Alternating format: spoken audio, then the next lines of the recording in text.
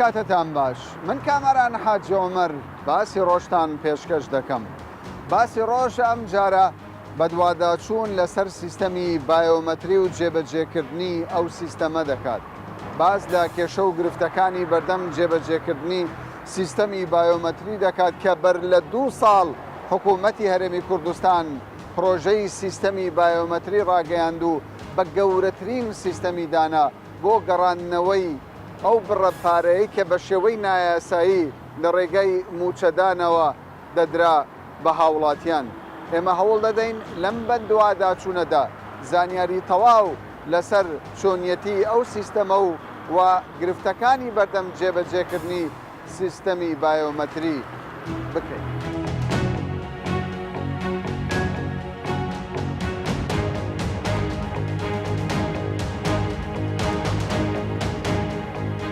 بایۆمەتریت کردووە؟ بەڵێ کردی. ناوی خۆت تۆمار کردووە؟ بەڵێ تۆمارم کردووە. سیستەمی بایۆمەتریت پێت چۆنە؟ سیستەمە چی زۆر باشە ئەگەر بەڕێک و پێچی ئەوە چارەسەری ئەو کێشانە بکاتن چارە کێشەی مووسە بکاتن مەزنە 3 مووسە و 4 مووسە ئەوانە ئەوە بکاتن زۆر باشە شتێکی. باشە پێ دوایە دەتوانین چاکسازی و پاکسازی بکات لە مووچەخۆران؟ والله ئەگەر حکوومەت بید و ئەدی ئەو هەموو وەزارەت و تەرتیباتیان لە بۆچیە. ئەگەر دەبی ئەوانە ئەو شتانە تاقیب بکەن و متابعە بکەن و بزانن و ڕێکی بێخەنیانێ. سیستەمی بایۆمەتری جێت لێ بوو مام ناوەڵا ئەو دارم لە جێ لە تو نازم تێناک تو مووچەخۆری؟ ئەمە ئایلولی ئەیلولن ئەرەوە معاشی ئەیلول وەردە ئەرەوە بەڵام تاوکو ئێستا نەزانیە کەس بەمەی نەگوت کەس بەمەی نەگوت ئاگاداری سیستەمی بایۆمەترینی نەیانگوتی فەرمانبەریش ئەبەت نەیانگوتی نازانی سیستەمی بایۆمەتری نا جەنابی شێت مووچە وەردەگرێت دەزانم کردیتمە چییە چۆنە؟ بایۆمەتری ئەومان کردیە پەنجەمۆرمان کردیا لەسەر نفوسەکەی ئەوە درایە بە جێرەوەی خالەسەزەکە دوو مووچەت هەبی نابیتەوە گریەکە. تۆ مووچەخۆری لە حکوومەت؟ بەڵێ. جەنابی شت مووچەخۆری؟ بەڵێ. وەکو چ؟ ئێمە پێشمەرگەین. ئەی جەنابەت؟ وەکو فەرمانبەر. باشە سیستەمی بایۆمەتریتان کرد ناو تۆمار کرد؟ باڵە تۆمارمان کرد. باشە ئەم سیستەمە ئەو سیستەمە ئەگەر بێت و جێبەجێ بکرێ تەوانچینی مۆزەفین قازانج دەکات لەبەرەوەی ئەو مووچەی یەک مووچە و دوو مووچە و 3 مووچە نامێنێ هەمووی دەبێتەوەکو یەک و پارەیەکی باشیش دەگەڕێتەوە بۆ حکوومەت بۆی بڕینی ئەو مووچە زیادانەی کە خەڵکەیە وەری دەگرێت. پێتان وایە جێبەجێکردنی ئەم سیستەمە لە قازانجی هەموو خەڵکی کوردستان؟ بەڵێ لە خازانجی هەموو خەڵکی کوردستانە و بە تایبەتیش موەزەف چونکە زیادەکان نامێنێ پارێکی باش دەگەڕێتەوە بۆ حکوومەت ئەو زۆری مۆزەفین عادەتێکی باش بەکو باز دەکەن 200,000 کەسێک دەگەڕێتەوە کەم دەبێتەوە ئەوە تەسیرێکی زۆری هەیە بۆ داهاتی حکوومەت. سیستەمی بایۆمەتری زۆر باشە بە بیتاقی زەکیبی ئێستاکە ئەوە سڕەگرتنە نەمینێ مەسەن ئێستاکە ئەو خاڵەش یعنی باوەڕ بکە برادران کە لێرە دەرێن مەسەنە کە هاوینان دەچی سڕی دەگری 4-5 ساڵ بەو گەرمایە دستانان مقاوایدا نابوو لە کاتی جێژنەی نەچ بوو یعنی کە مقاوایدا لە بن دیوار کە سڕێ بگری بابە لە چ زمانش دەژین ئێستاکە عەرەبەکانی بەغدا ئۆلای دێ لێرە بە 4,000-5,000 وا دەکات لە جێکی پارەکەی وەردەگری یعنی کارەسات ینی ئەو خەڵکە یەک ئەو زەرورە بتە بایۆمەتری زۆر بندیوار ئەوە زۆر بەڵێ ئەوە کاریگەریش تاوایە ئەگە بێت و بکرێت 100 ملیار دینار دەگرێتەوە لە بۆ خانیشی فعلی مەسەن ئەوەی وەکوما ئێستا بندیوار لێرە خەڵکە کە ئێستا لە ناو ئێرە دانیشتیە مەسەنەکە بندیوارە مەسەن خەڵکی زۆرەیە 100,000 زیاتر بندیواری شەیە ئەگە بێت و بەزەری ئانە ئەو جارە بەرلەمان بڕیار لە سەدا حکوومەتی ئەو جارە گەورەترین دەستکەوت دەبێت لە بەوەی ئەو گەندەڵی نامێنێ کە ئەو بندیواران نامێنێ. ناوی خۆت تۆمار کردووە لە سیستەمی بایۆمەتری؟ بەڵێ. تۆش ناوی خۆت؟ بەڵێ. چی دەزانن لە سیستەمی بایۆمەتری؟ بایۆمەتری على ئەساس 2 مووچەی و 3 مووچەی نەمێنێتن موحد بیتن هەر کەسە بە ڕقەمی خۆی بە ژمارە خۆی بچی مووچەی خۆی وەربگرێت. ئێستا جێبەجێ بۆ یاخود ماوە؟ نازانمەوە پەرلەمان خراپ ئاگادار نینە ناوە. تۆ مووچەخۆری؟ بەڵێ. ناوی خۆت تۆمار کردێ لە سیستەمی بایۆمەتری؟ بەڵێ. چووی سەردان کرد؟ بەڵێ. باشە. ئەو سیستەمە چۆن دەبینی؟ وەڵاهی ئەگەر بە باشی جێبەجێ بکری شتێکی باش. یعنی ماش وەرگرتن بۆ ئێوە زەحمەت بوو ئەگەر لە سیستەمی بانقیتە وەربگرن؟ بەخوای ئەگەر ببیتە ئەوە ببیتە کارتی زیرەک لە هەمووی باش.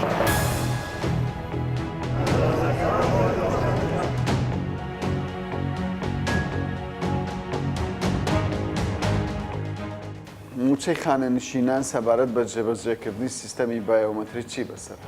لەو کاتێک کە بڕیاردرا خانەنشان بە بایۆمەتری تۆمار بکەن ئەمە فۆرمی بایۆمەتریمان تەوزیع کرد لەسەر هەموو بەڕێوەبەراتەکانی خۆمان ئەلو کاتێکە بەڕیاری درا بایۆمەتریە خۆیان تەواو کردیا هەموو بایۆمەتریان کردیا حدەدی تقریبن لەنازەم بیزە 230,000 کەسە بایۆمەتری خۆی تەواو کردیا. باش ینی ژمارەی مووچەخۆرانی خانەنشین نزیکەی 230,000 مووچەخۆری خانەنشینمانێ بەڵێ بەڵێ باشە هەر هەمویان فۆرمیان پڕ کردو فۆرمیان پڕ کردوێتەوە و تەوزیعمان کردینە و فۆرمەکانیان بە تەواوەتی نەگەڕانتەوە لەو بڕیارەیدا ئەمە بڕیارماندرا کە بایۆمەتری بکەن بایۆمەتری خۆیان کردیا 7,000 خانەنشین بایۆمەتریەکەی فۆرمی بارکۆدەکەی نەگەڕانتەوە بۆ بەڕێوەبەراتی خانیشتەکان بۆ تۆمارکردنەکەی ئەمە لەگەر کەوایە ئێستا بەپێی سیستەمی بایۆمەتری مووچە دابەش ناکرد بالضبط تا ئێستا لەگەر جەماعاتی لێژنەی بایۆمەتری ئەنجومەنی وەزیران قسەمان کردیا تا ئێستا بڕیار نەدراوە خانیشتان بە بایۆمەتری مووچەی خۆیان وەربگرن. باشە گرفتەکانی ئێوە چییە؟ یعنی تاوەکو ئێستا هۆکار چییە کە تاوەکو ئێستا بە مووچە بەپێی سیستەمی بایۆمەتری دابەش ناکرد؟ ئێمە زۆرمان پێخۆشە مووچەی خانیشتان بە سیستەمی بایۆمەتری تەوزیع بکرێتن دابەش بکرێتن لەبەر ئەوەی ئەو کێشانی هەیتمان کەم دەگرێتەوە لەبەر ئەوەی زۆر لە خانیشتان بچیمی دوو مووچەبی سێ مووچیان هەیە دوو مووچە هەیە دوو مووچە هەیە ئەو کێشانەمان نایوینێتن ئەگەر کۆچی دوایی کردووە تەواوە هەندێک زۆر لە خانیشتان من چیمی کۆچی دوایان کردێ و ئێستاکە معاشی وەرگن ئەگەر بە سیستەمی بایۆمەتری تۆمارکردنی بایۆمەتری خانیشتان معاشی وەرگرن ئەو کێشانەمان نایوینێتن کەم دەکرێتەوە زۆر کەم دەکرێتەوە. باشە پێتان وایە ئەگەر پاکسازی بکرێت لە ناوەکان لە کۆی 230,000 مووچەخۆری خانەنشین چەندیان ینی بە نایاسایی مووچە وەردەگرن؟ ئێستا ئێستاکە ئەمە 7,000 خانیشتمان سەرژمێریەکمان کرد لەسەر هەموو بەڕێوەبەراتەکان 7,000 خانیشتین بارکۆدی بایۆمەتری نەگەڕاندەوە. 7,000 ینی لە کۆی 230,000 7,000 تاوەکو ئێستا بارکۆدی نەگەڕانیتەوە. ئێمە نازانین گوتمان دوو مانیشتەکەمان فرسەت داینێ کە بارکۆدەکەمان بۆ گەڕێنەوە ئێمە چیمی لەو 7,000 کەسەی تێدایە دوو مووچەیە هەیە مردووە هەیە نەیزانیوە ممکن عادە لەو 7,000 کەسەی بە تەسەوەڕی ما بچیمی چەند هەزار کەسێک منێ کردی بنەکو ئەویت کە هەموو بچیمی دوو مووچەبی لە ژان نماوی کەواتە ئێستا نزیکەی 7,000 کەس مووچە وەردەگرن بەڵام لە دەرەوەی سیستەمی بایۆمەتری تا ئێستا خانیشتان هەمووی مووچە وەرەگرن لەبەر سیستەمی بایۆمەتری ئەلان نەکرا سیستەمی بایۆمەتری خانیشتان مووچەی خۆیان وەربگرن. باشە لە ڕووی ئایتیەوە جێبەجێکردنی ئەو سیستەمە بۆ ئێوە ئاسانە یان زەحمەتە؟ زۆر ئاسانە ئەگەر ئەوان خۆی لە ڕووی ئایتیەوە لەمە زۆر باشترە ئەگەر ئەنجومەنی وەزیران بڕیار دراخە مووچەی خانیشتان بە بایۆمەتری تەوزیع بکرێتن ئەو کێشانەمان نایمنێتن ئێمە ئەمە زۆر باشترە بەس تا ئێستا ئەنجومەنی وەزیران لێژنەی بایۆمەتری لە ئەنجومەنی وەزیران بڕیاری نەداوە مووچەی خانیشتان بە سیستەمی بایۆمەتری تەوزیع بکرێت. باشە هۆکاری دواخستنی پێدانی مووچە بە سیستەمی بایۆمەتری بۆچی دەگەڕێتەوە بە بۆ چوونی تۆ؟ هۆکاری دواخستنی مووچە بە سیستەمی بایۆمەتری بۆ ئەوەی دەگەڕێتەوە ئێستا ئەگەر کێشە دروست دەبێتن لە تەوزیعکردنی دابشکردنی مووچە خانیشتان بۆ ئەوەی ئەوانەی کە 7,000 کەسەی بایۆمەتری نەگرتیا لە بەڕێوەبەراتەکان دەبتە ئەزما هەمویان دەست دەکەن بە دەست دەکەن بە ئازاوە دروست دەکەن کە دروست دەکەن ئەریوە. بەڵام پێتاوانی هۆکار خۆیان هۆکارن تاوەکو ئێستا مڕاجانینە ینی سەردانی ئێستا ئەمە بڕاستی پێمان زۆر پێخۆشە بڕیار بدرێتن بە سیستەمی بایۆمەتری مووچەی خانیشتان تەوزیع بکرێتن.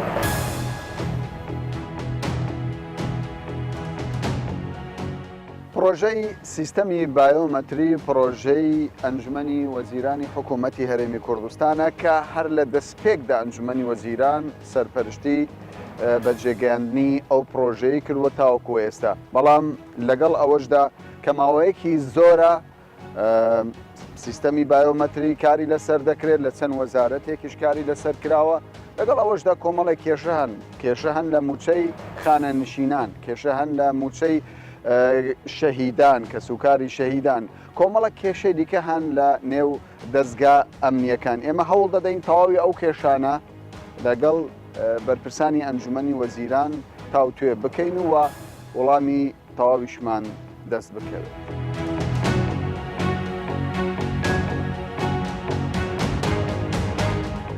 پێشتر جێبەجێکردنی سیستەمی بایۆمەتری زۆر گەرم و گۆڕی پێوە دیار بوو، بەڵام ئێستا ماوەیەکە بێدەنگی هەیە دەبینرە.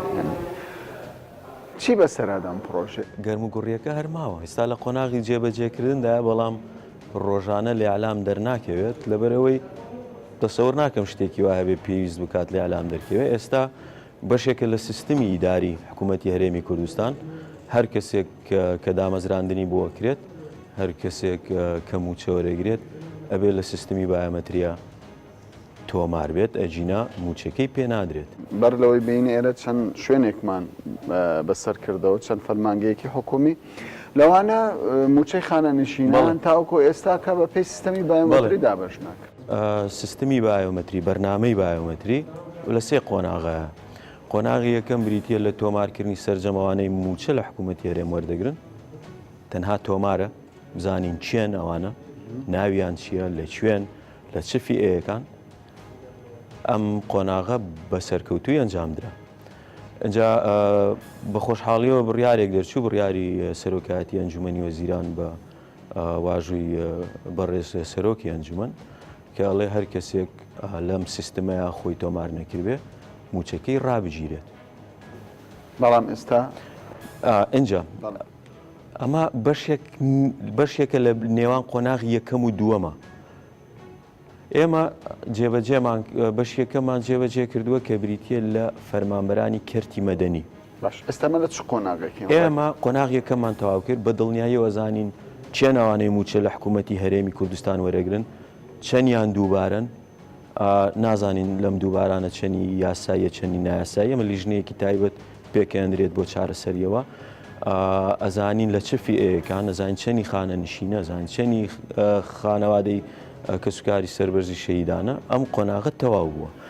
ئێمە ژمارە بۆمان بڵێت ئەو ژمارانە زۆر گرینگە، ینی چەند مووچە خۆری نایاسایی هەبووە. نایاسایی بۆی ئەڵێم تۆزێ زەحمەتە بزانی چێ نایاسایی بێ، بەڵام ئێمە لە سەر و 100,000 مووچە خۆری دووبارەمان هەیە کە لەوانەیە ژمارەیەکی زۆری یاسایی بێت بە پێی یاسای پەرلەمان. بەڵام ئەوان تاوکو ئێستاش مووچە وەرناگرن؟ کامیان ئەم دوو مووچە بەڵێ ئەمە بەردەوامە مووچەکە تاوکو ئێستاش بەردەوام. بەڵام کەسێک هەیە بۆ نمونە فەرمانبەرە، مووچەی فەرمانبەری وەرەگرێت و دایکی شەهیدە یا باوکی شەهیدە. ئەمە بە پێی یاسای پەرلەمان شتێکی یاساییە. باشە، سەبارەت بە مووچەخۆرانی خانەنشین، مووچەخۆرانی شەهیدان، یعنی چارەسەرتان چارەسەرمانەیە. سەرجەم بەڕێوەبەرایەتیەکانی خانەنشینی کە چواردەدانن خۆیان سەرپشکن لەوەی ئەو بۆ گەڕانەوەی تۆماری بارکۆدی بایۆمەتریەکانیان ئەم پرۆسەیە دەستی پێکردووە و لە زۆر شوێنیشا خۆیان بڕیاریانداوە مووچەکانیان ڕابگیرێ. ئێمە خۆتە زانی ملیۆنێک و 250,000 کەس بێنیتە سەر سیستەمێکی نوێ بە مانگێک و بەدوان ناکرێمە. ئەمە شۆک دروست دەکات لە سیستەمە. بۆی لە قۆناغی یەکەم تەنها فەرمانبەرمان کرد، دوایەوە کەرتی عسکەریشمان داخل کرد. ئێستا لەگەڵ وەزارەتی شەهیدان لەسەر خەتین ئەکەوێتە بواری جێبەجێکردنەوە لە مانگی داهاتوو، یەکسەر دوایەوە خانەنشینیش دەست. کەواتە دەتوانین ینی بڵێن تەواوی قۆناغەکانی سیستەمی بایۆمەتری کەی تەواو دەبێت؟ یەکەم و دووەم و سێم تەسەورەکەم تا 4 ساڵی تریش تەواو نەبێ، پرۆسەیەکی بەردەوامە. مووچەی شەهیدان کە ئەنفالکرا و زیندانی سیاسیش لە خۆ دەگرێت بە پێی سیستەمی بایۆمەتری 96,779 مووچەخۆر هەیە، 46,225 مووچەخۆر شەهیدی سەنگەرن، 12,341 کەس ئەنفالکراون مووچەی ئەنفال وەردەگرن، 2,189 کەس شەهیدی هەوڵاتین، 20,436 کەس زیندانی سیاسی واتە مووچەی زیندانی سیاسی وەردەگرن، 1,668 کەسیش وەکو بەخێوکەر مووچە وەردەگرن. ئێمە هەوڵ دەدەین با بزانین ئەو گۆڕانکاریایی کە لە سیستەمی بایۆمەتری و هەروە مووچەی شەید و ئەنفالکراوان و زیندانیانی سیاسی لەگەڵ مووچەی پێشوودا چییە بە یەکەوە زانیاری وەردەگرن.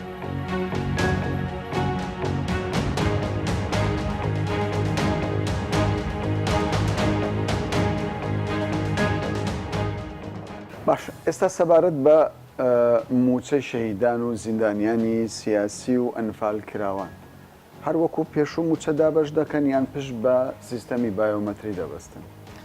پرسیارێکی گرنگە تاکو مووچەی مانگی ڕابردوو ئێمە بەپێی سیستەمی پێشوو دابەشمان کردووە ئەوە تا ئەوانەی کە لە لای مە تۆمارن شەهیدی سەنگەر شەهیدی ئەنفال جینۆسایت و شەهیدی هاوڵاتی لەگەڵ زیندانیانی سیاسی بەپێی ئەو لستانەی کە پێشوو هەبووە لە ڕێگای خەزێنەکان و لە ڕێگای بانقەکان و مووچەکانیان دابەش دەکرێت. باش سیستەمی بایۆمەتری بۆ ئێوە چ بەرچاوڕوونێکی دا؟ وەکو دیار ئەو سیستەمێکی گرنگ بوو پێزانین و زانیاری سوودبەخشی هەبوو لە ڕوویداتاییەوە ئەوانەی کە بایۆمەتریان کردیە واتە چوینە بایۆمەتری لە هەر سێ سنف لە شەهید و لە جینۆساید و لە زیندانیانی سیاسی بۆمان بە دەرکەوت کە بەشێک لە وارسەکانیان سەردانی بانقەکانیان نەکردیە لە بۆ ئەنجامدانی بایۆمەتری. باشە بۆچی تاوەکو ئێستا وەکو خۆت باس دەوە کرد مووچە بە سیستەمی پێشوو دابەش دەکرێت بۆ پشت بە سیستەمی بایۆمەتری نابەستن ئەو گرفتە چیە؟ ئەمە بۆ ئەنجومەنی وەزیران ڕادەوەستیتن چونکە بڕیاری جێبەجێکردنی سیستەمی بایۆمەتری هەموو مووچەخورانی هەرێمی کوردستان دەگەڕێتەوە سیستەمێکی سەرتاسەریە بۆ وەشی بووە کە دوو مووچەخۆری فعلی لە بێژینگ بدەیت تاکو ئەوانەی کە دەمینێتەوە ئەو کەسە بن کە مووچەیەکی شایستەی خۆیان وەردەگرن ئەوانەی کە دوو مووچە و سێ مووچە ئەوەی کە دەوام ناکاتن لەو سیستەمە بە دیار کەویتن بتەسەوەڕ دەکەم ئەوانەی کە سەربەرشتی سیستەمی بایۆمەتریان کردیە مؤشەراتیان لەلایە بەڵام بۆ جێبەجێکردنی دەبی ئەو سیستەمە لە هەموو بانقەکان جێبەجێ بکرێتن بۆ هەموو فەرمانبەران جێبەجێ بکرێتن و ئیجراعاتیش بەپێی یاسا بکرێتن بۆەوەی بتوانی سەرکەوتوبی لە ئەو ئامانجێک ئەو سیستەمی بۆ دامەزن. باشە ئەگەر ئەو سیستەمە جێبەجێ بوو لە وەزارەتی شەهیدان و ئەنفالکراوانی هەرێمی کوردستان کێشە بۆ ئێوە دروست دەکات؟ کێشەیەکی ڕێژەیی کەم دەتوانم بڵێم 5 لە 100 تا 10% ئەوانەی کە نەچوینە سیستەمی بایۆمەتری و نەیان کردیە و هۆکاریان نەبووە احتیمالە کێشە بۆ وارسانە دروست بکە. زۆر باشە دوا پرسیارم ئەوە دەبێت وارسی شەهیدان تاکەی مووچە وەردەگرن ینی تەمەنیان دیاری کراوە لە دوای 18 ساڵ نابێ مووچە وەرگریان پرسیارێکی زۆر گرنگە بەداخۆ ئێمە لە یاسای ژمارە 9 مافۆمتیازاتی کەسوکاری شەهیدان سەقفی زەمەنیمان بۆ مووچەخۆری وارسی کەسوکاری شەهیدان دانە نایەوە تا حکوومەتی هەرێمی کوردستان ئەو ئەرکەی هەڵشتە سەرشانی خۆی کە تاکو وارسێکی هەبیتن بەپێی ئەم یاسایە حکوومەت بە بەردەوام لە بۆ دابینکردنی پشێوی ژیانی مووچەی پێدەداتن بەڵام بۆ زیندانی سیاسی سەقفی 10 ساڵی دانایە کە زیندانی سیاسی خۆی یاخود ئەگەر خۆی لە ژیاندا نەمینێتن وارسەکەی دەتوانێتن بۆ ماوەی 10 ساڵ لە شایستەی دارایی منحەی زیندانی سیاسی لە هەرێمی کوردستان سوودمەند بیتن کە ئەمەش خۆی لە خۆیدا جیاوازیەکی هەیە لەگەڵ یاسای عێراقی دەکرێت لە داهاتوودا بە هەماهەنگی ئەم گرفتە چارەسەر بکرێتن بەڵام سەقفی زەمانی بۆ وارسی کەسوکاری شەهید و ئەنفال و شەهیدی هاوڵاتی دانا. ئێمە لە فەرمانگەی تەکنۆلۆژیای زانیاریین سەر بە حکوومەتی هەرێمی کوردستان هەوڵ دەدەین بزانین تاوەکو ئێستا چەند فەرمانبەر ناوی تۆمار کراوە لە سیستەمی بایۆمەتری چەند مووچەخۆر ناوی تۆمار کراوە کارەکان بەرەو چێگەیشت.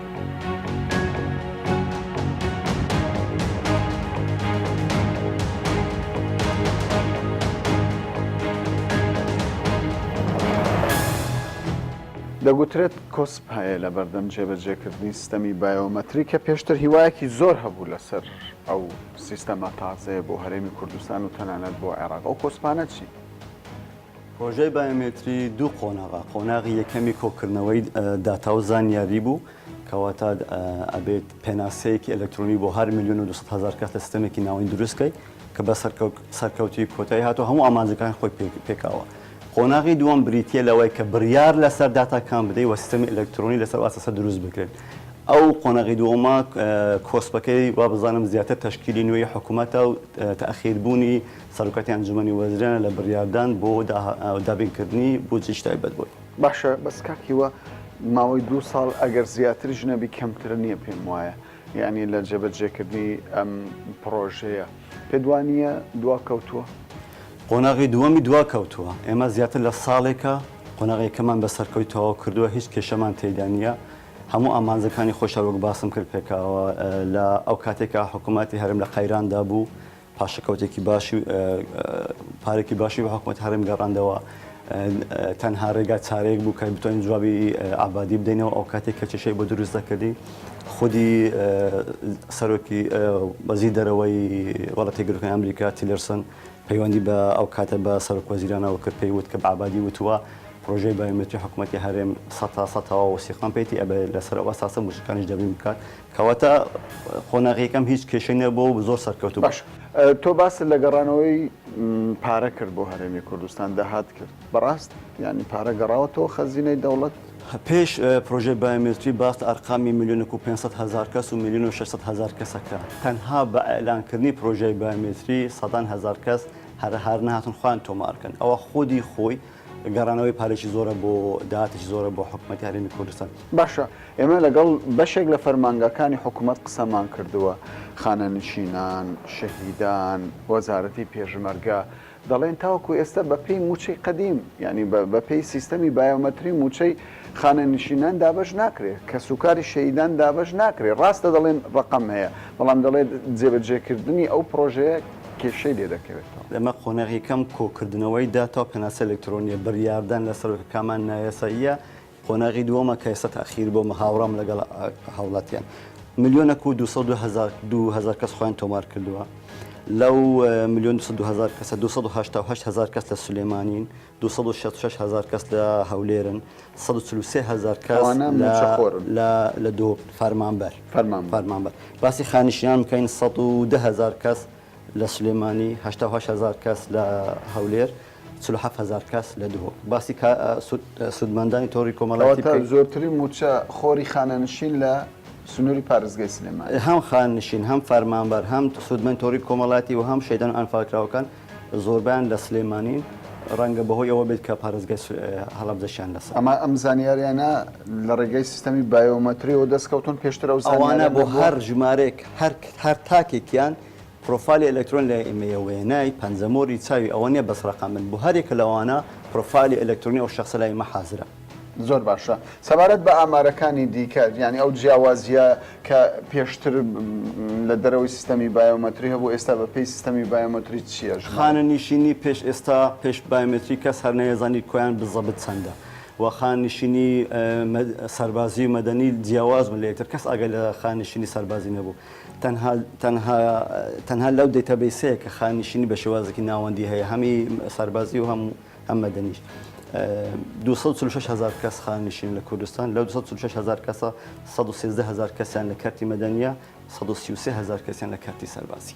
کەواتە پێت وایە لە ماوەکی نزیکی داهاتوودا ئەم پرۆژەی بە تەواوی قۆناغی دووەمی جێبەجێ بکرێت هیوادارن یان پێتان وایە ئەو بەڕێزانەی کە سەرکردایەتی حکوومەت ئەگەر نەدەست لە حکوومەتی نوێدا دڵنیام لە هەستیاری بابەتەکە تێگەن و ئەزان کە پرۆژێکی زۆر سەرکەوتەوە کە بە تێچوێکی زۆر کەم بەرهەمێکی یەکجار زۆریە بێتن بۆیش ئومیدەوارم کە لە ئاستی ئەو بەرپرسێتدا باش ئەگەر لە قۆناغی ینی تەواوی قۆناغەکانی ئەو پرۆژەیە جێبەجێبی پێت وایە چەندە داهات بگەڕێنێتەوە خەزێنەی دەوڵەت ئەو پرۆژەیە زیاتر لەوەی کەمە باستە گەڕانەوەی داهات بۆ خەزانەی حکوومەتکەین لە حکومڕانی ئەلکترۆنیە ببیر لێ بکەینەوە ئاسانکاری بۆ هاوڵاتی لە وەرگرتنی مووچەی خۆی عدالت هێنانەکەی عدالەتەوە کە کێ موچەوەەر بگرێت چێ موچەوەەر نەگرێت باشە چێنە ئەوانەی وەرناگرێت ئەگەر بە ناو داویان بهێنن ینی ئەوانەی دوو موچەیان هەبێت یان ئەوانەی بندیوارن ئەو پرۆژەیە دوو ئامانی سەرەکی لە قۆناغی دۆمە پێکرد یەک ئەوانەی کە بندیوارن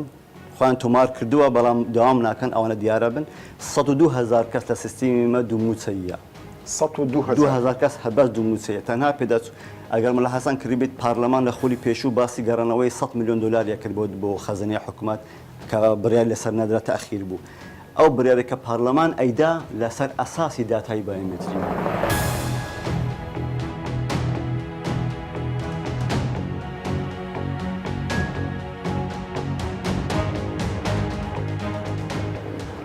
لەم بەدواداچوونەدا بۆمان دەرکەوت جێبەجێکردنی سیستەمی بایۆمەتری لە هەرێمی کوردستان بە شێوەی لە 100% قازانجێکی زۆر بە هەرێمی کوردستان دەگەینێ لە زۆربەی بوارەکاندا. هاوکات زیانیش بە بەرژەوەندی تایبەتی ئەو دەگەینێت کە لە ماوەی چەند ساڵی ڕابردوودا بە شێوەی نایاسایی مووچەی نایاساییان لە حکوومەتی هەرێمی کوردستان وەرگرتووە. هەر بۆیش فەرمانگەی تەکنۆلۆژیا و بەشێکی زۆریش لە هاوڵاتیان پێیان وایە بۆ جێبەجێکردنی سیستەمی بایۆمەتری پێویستە حکوومەتی هەرێمی کوردستان ئیرادەی تەواوی هەبێ و لە داهاتووشدا بڕیاری جێبەجێکردنی لە 100% سیستەمی بایۆمەتری بدات تا باسێکی دیکە و بابەتێکی دیکە بەخواتان